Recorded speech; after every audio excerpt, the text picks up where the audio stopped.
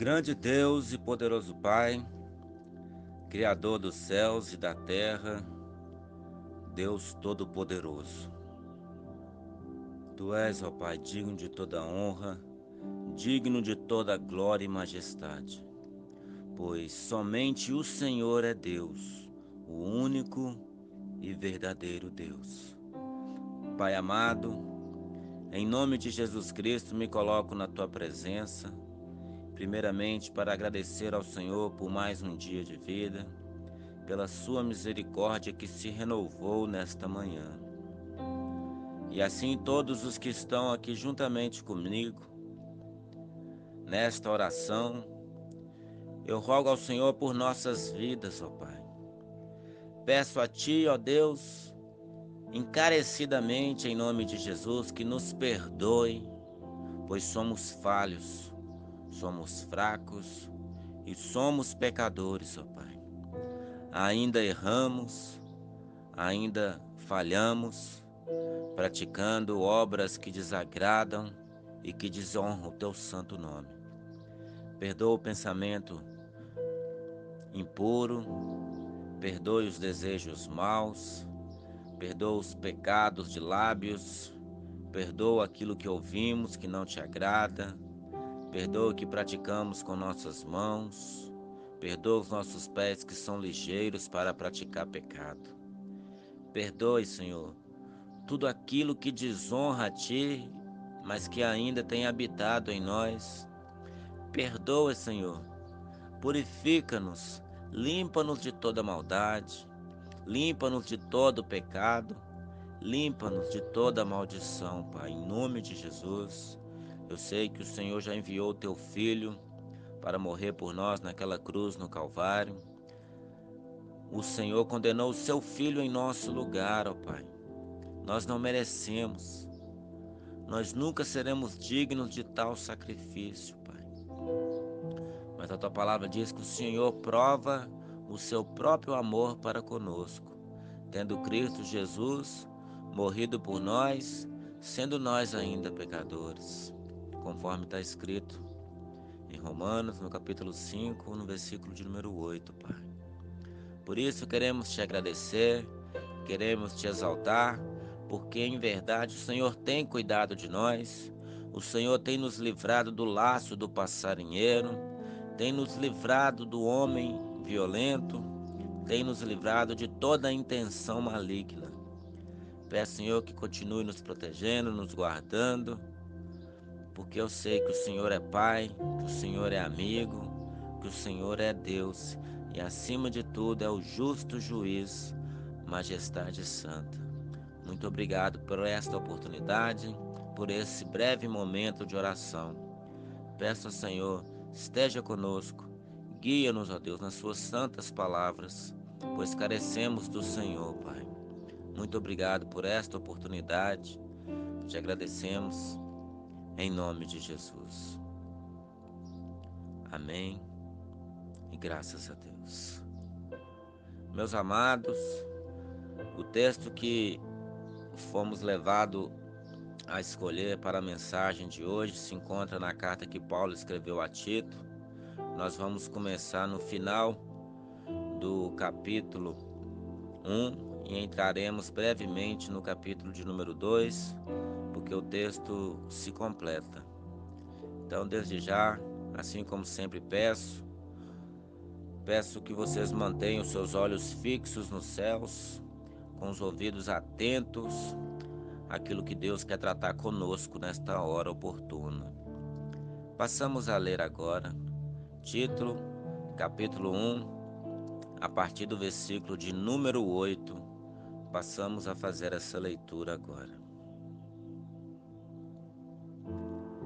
Pelo contrário, o bispo deve ser hospitaleiro, amigo do bem, sensato, justo, piedoso, deve ter domínio de si, ser apegado à palavra fiel, que está de acordo com a doutrina, para que possa exortar pelo reto ensino e convencer os que contradizem este ensino, porque Existem muitos, especialmente os da circuncisão, que são insubordinados, falam coisas sem sentido e enganam os outros.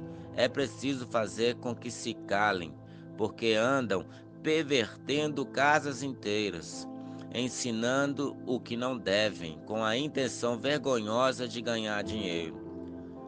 Foi um dos cretenses, um próprio profeta deles que disse: os cretenses são sempre mentirosos, feras terríveis, comilões, preguiçosos.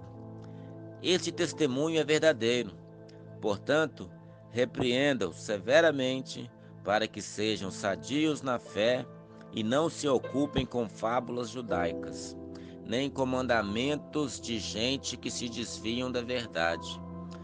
Todas as coisas são puras para os puros, mas para os impuros e descrentes nada é puro, porque tanto a mente como a consciência deles estão corrompidas.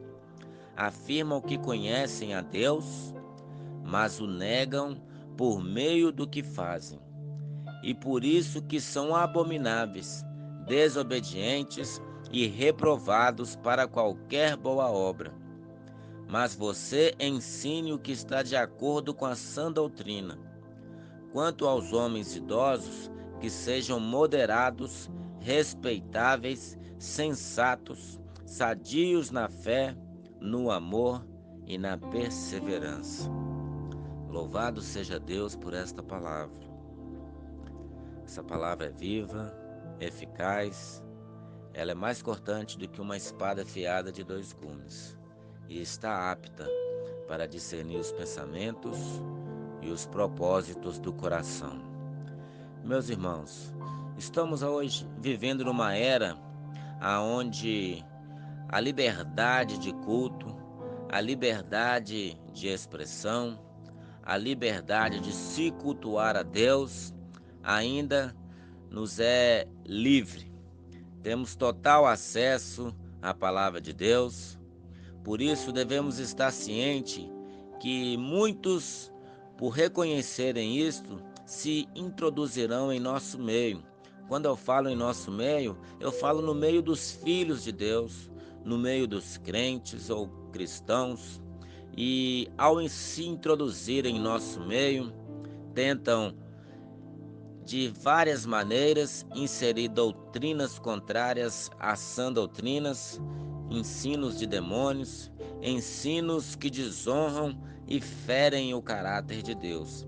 Por isso devemos estar atentos, por isso devemos ter contato com a palavra de Deus, para que possamos ficar apercebidos, atentos, para que não sejamos pegos de surpresa, porque a palavra de Deus, ela está aí.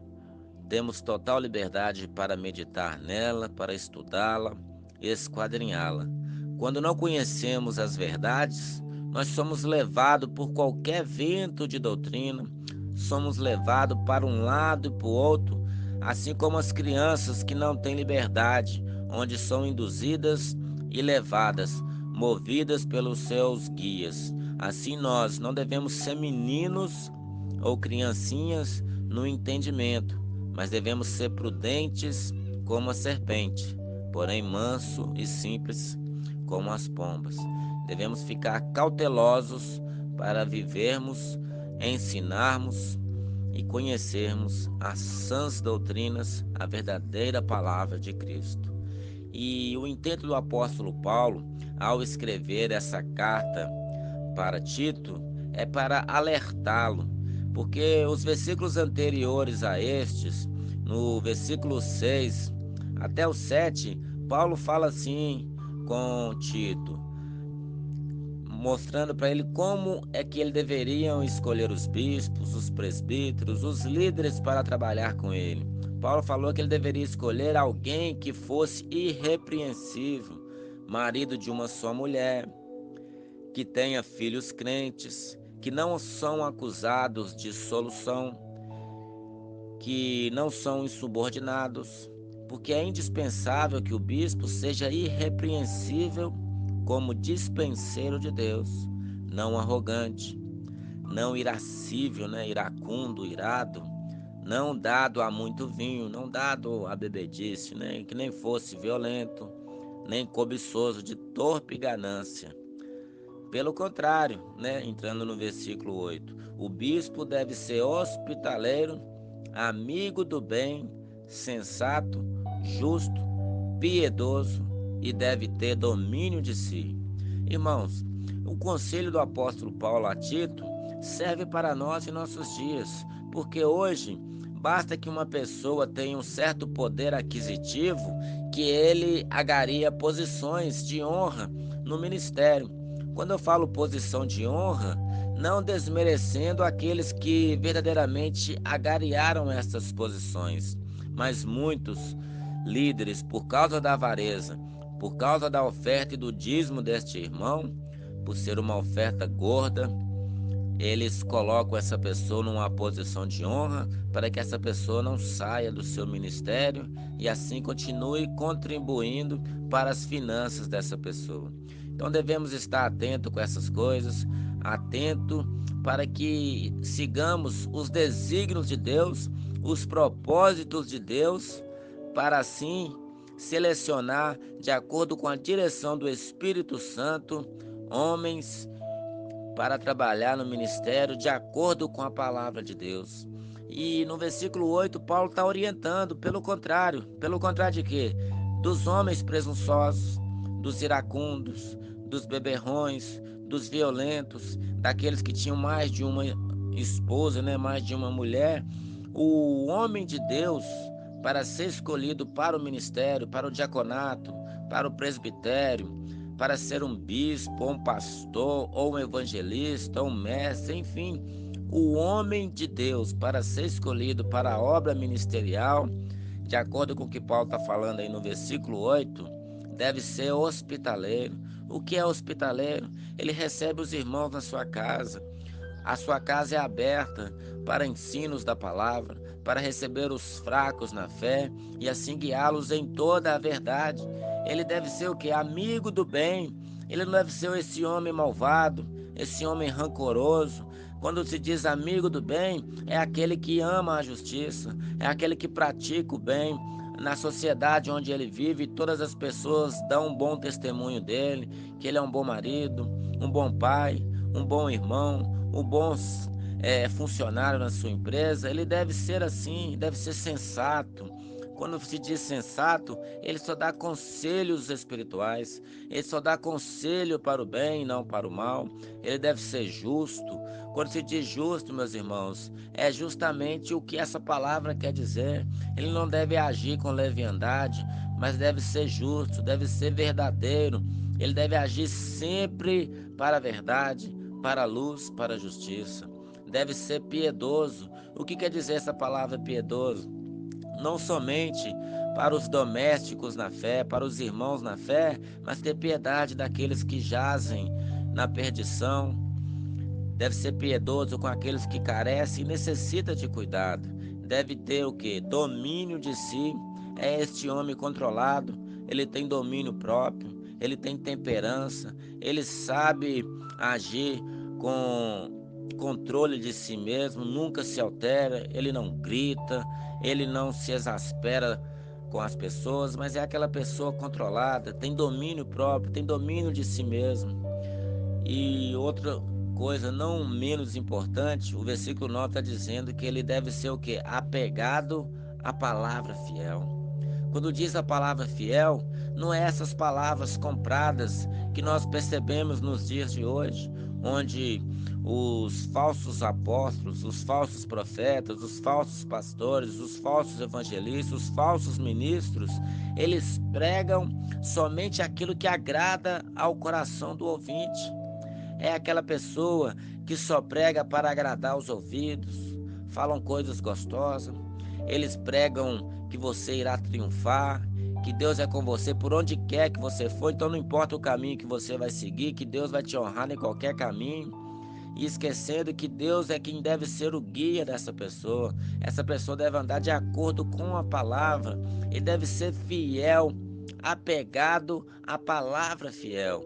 Ele deve pregar as verdades do Evangelho, ele deve pregar os conselhos do Evangelho, deve entregar todo o conselho de Deus, as bênçãos do Evangelho, sim, mas também as advertências, a santidade, deve ser pegada a todo o conselho de Deus, deve ser apegado à palavra fiel, que está de acordo com a doutrina, para que possa exortar pelo reto ensino e convencer os que contradizem este ensino. Se este homem que é chamado para o ministério, para liderar, ele não conhecer a palavra fiel, não conhecer a sã doutrina, como ele poderá exortar pelo reto ensino? Como ele poderá convencer os que contradizem este ensino? Por isso, a palavra de Deus nos ensina que homens, para estar na frente liderando, não devem ser novos convertidos, como diz o apóstolo Paulo, não neófito, para que não seja pego em armadilhas. Por isso, essa pessoa deve conhecer a palavra, não porque ele tem um poder aquisitivo, porque o poder aquisitivo dele não dá entendimento espiritual para convencer os que contradizem e para exortar pelo reto ensino.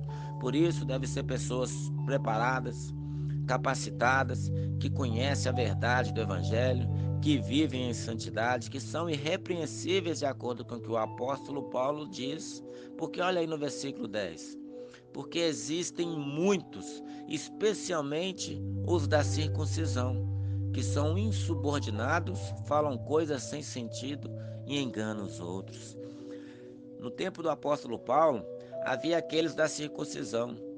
Como nós sabemos, a circuncisão é quando se cortava o prepúcio, fazendo aliança da carne com Deus. Era uma aliança humana, onde a pessoa cortava parte do seu corpo, despojando parte do seu corpo, e assim tinha uma aliança com Deus. Então, na verdade, era uma obra feita pela lei de acordo com a carne.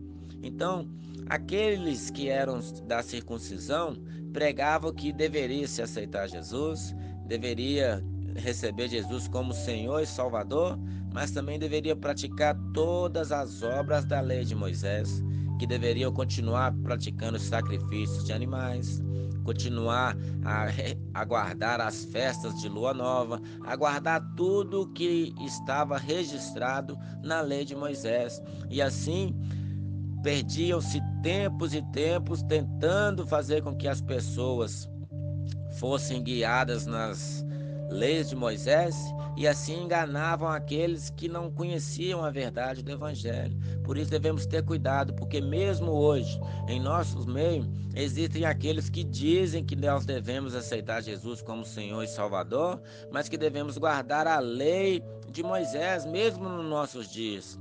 Irmãos, a lei só veio para que nós, por meio da lei, conhecesse o quão depravado nós éramos, o quão pecadores nós somos, porque a palavra de Deus diz que a lei veio para dar o quê? Conhecimento do pecado, de acordo com o que Paulo escreve aos Romanos. Porque sem lei não há conhecimento de pecado, porque eu não conheceria a cobiça se a lei não dissesse não cobiçarás. É isso que o apóstolo Paulo ensina.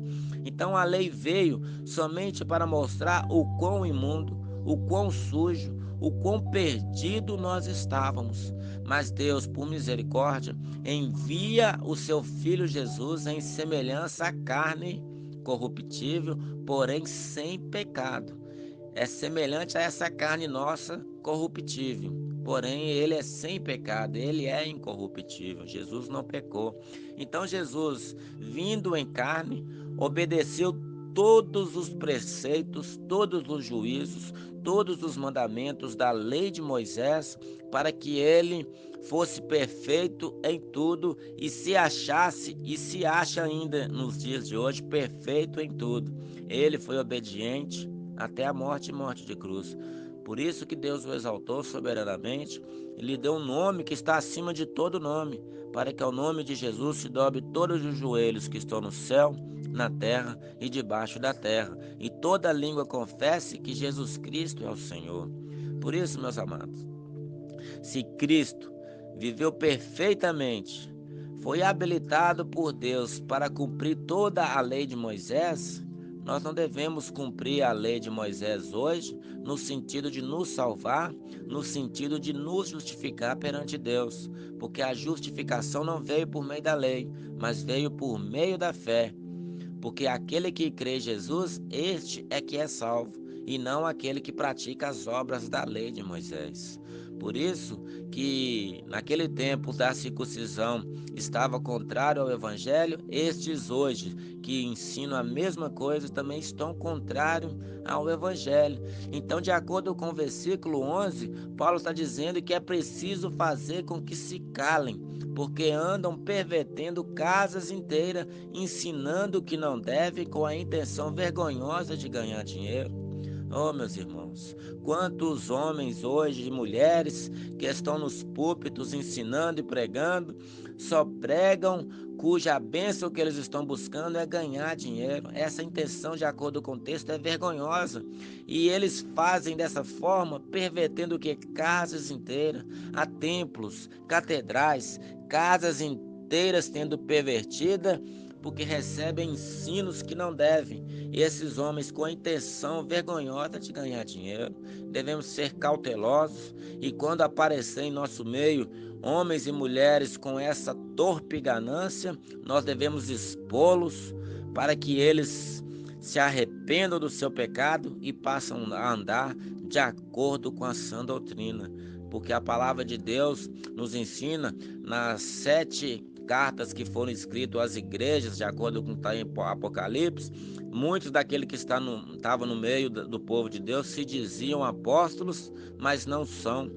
E assim eles os exporam para a vergonha deles. E então no nosso meio devemos estar atentos para não sermos pegos em ciladas, em laços e assim cairmos no opróbrio, cairmos na vergonha como eles. Olha aí no versículo 12 que o apóstolo Paulo está dizendo, foi um dos cretenses, um próprio profeta deles que disse, os cretenses são sempre mentirosos, feras terríveis, comilões preguiçosos. Irmãos, estes homens só pensam nisso, onde o Deus deles é o seu próprio ventre, é aquele velho ditado, eles têm o rei na barriga, eles querem e precisam cuidar somente dos seus próprios negócios. Eles pregam palavras de lisonjas e de engano e assim pervertem a verdade e iludem os seus ouvintes, e esses caem em laços e sofrerão o dano, porque aqueles que não andar nas sãs doutrinas, nas verdades de Cristo, serão aniquilados e condenados no fim. E quando Paulo fala que um próprio profeta deles que diz, quer dizer o quê? Mesmo no meio deles, um dos profetas deles mesmos falaram que eles são sempre mentirosos, feras terríveis, comilões preguiçosos. Estes falsos profetas nos dias de hoje são dessa mesma forma, sempre mentirosos, porque ensinam doutrina do diabo. São feras terríveis, porque não são homens piedosos. Quando precisam de auxílio, os seus ouvintes os procuram, nunca os recebem, porque o prazer deles está no dinheiro e não na piedade. São comilões preguiçosos. O prazer deles está no que comem, no que bebem. O prazer deles está em casar e se dar em casamento, até o dia que eles serão condenados no fim, porque estes homens nunca se arrependerão, porque assim como diz a palavra, eles são filhos da destruição, eles são vasos preparados para o dia do juízo, para o dia da ira, de acordo com o que Paulo escreve em Romanos, no capítulo 9. Devemos estar cautelosos com este, para estarmos sempre naquele que é verdadeiro, naquele que é da verdade e da luz. Olha o versículo 3. Paulo está falando que aquele profeta disse a respeito deles, este testemunho é verdadeiro. Portanto, olha aí, repreenda-os severamente, para que sejam sadios na fé.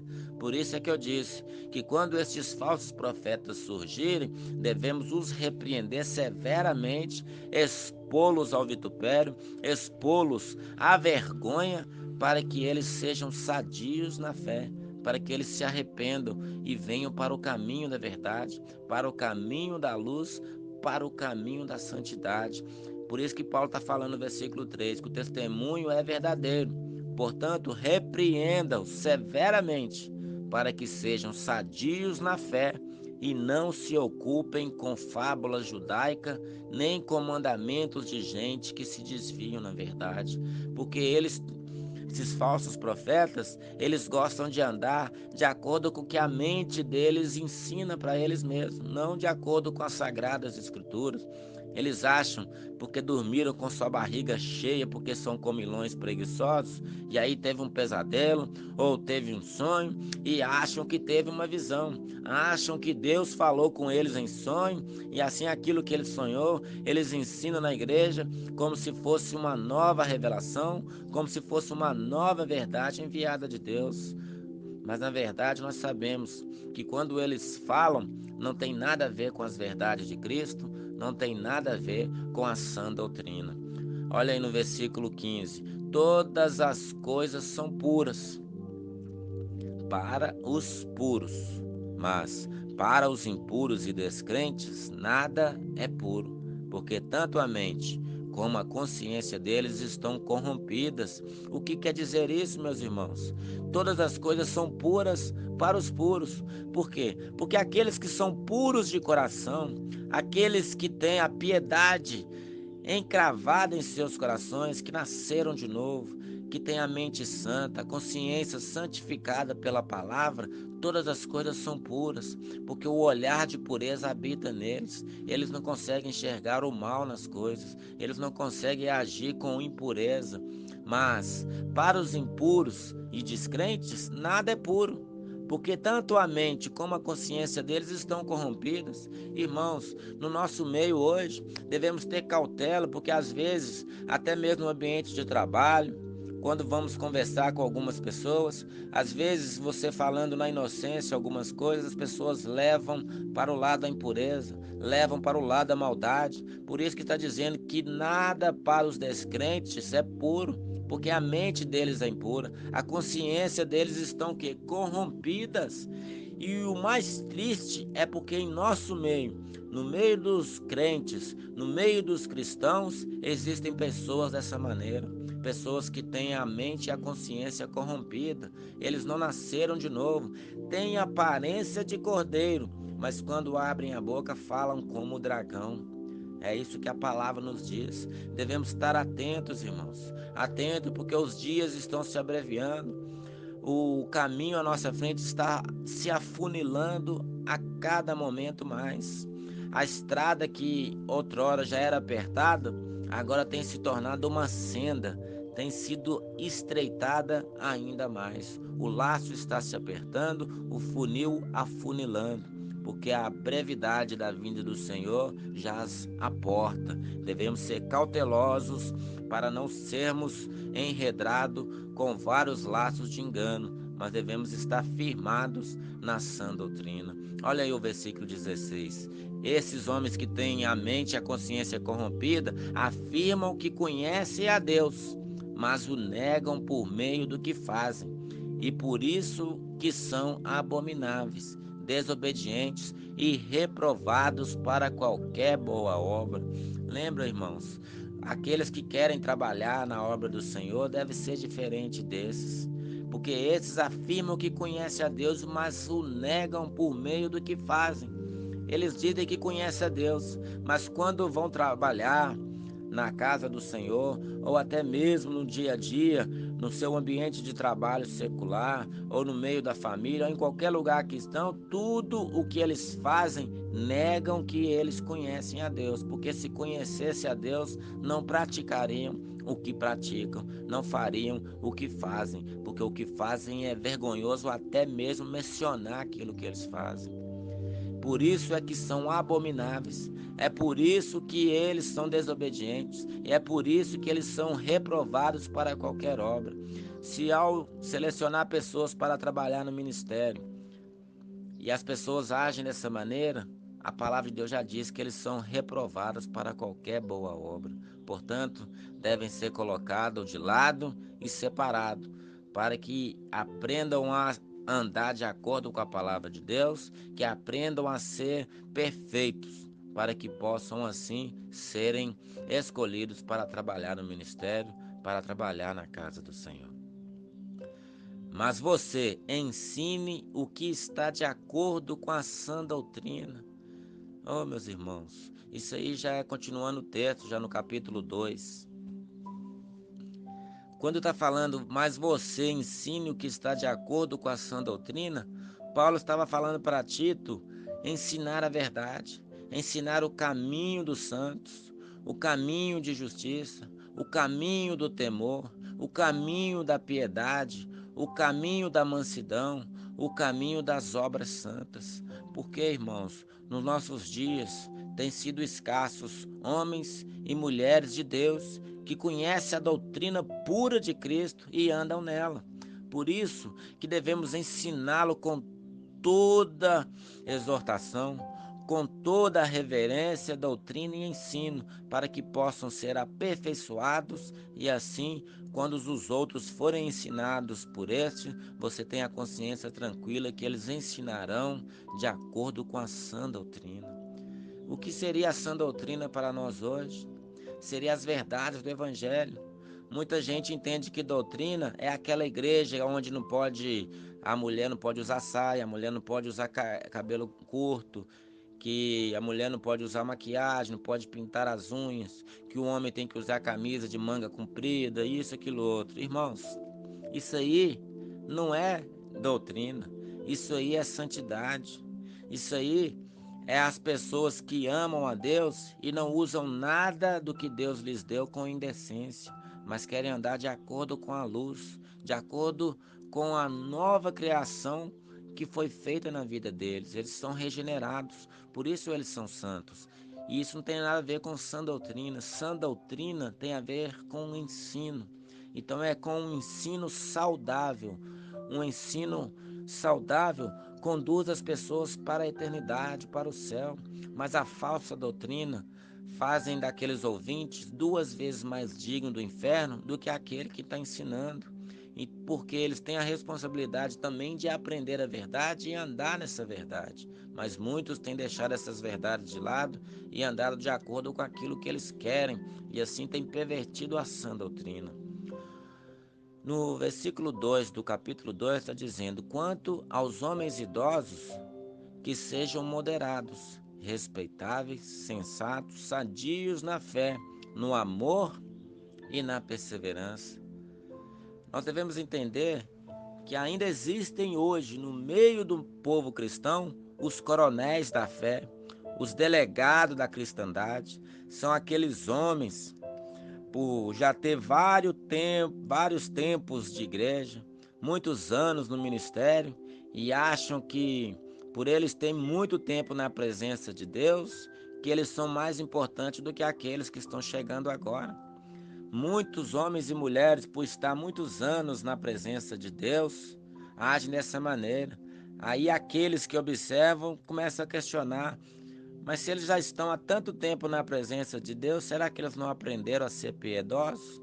Será que eles não aprenderam a ser moderados?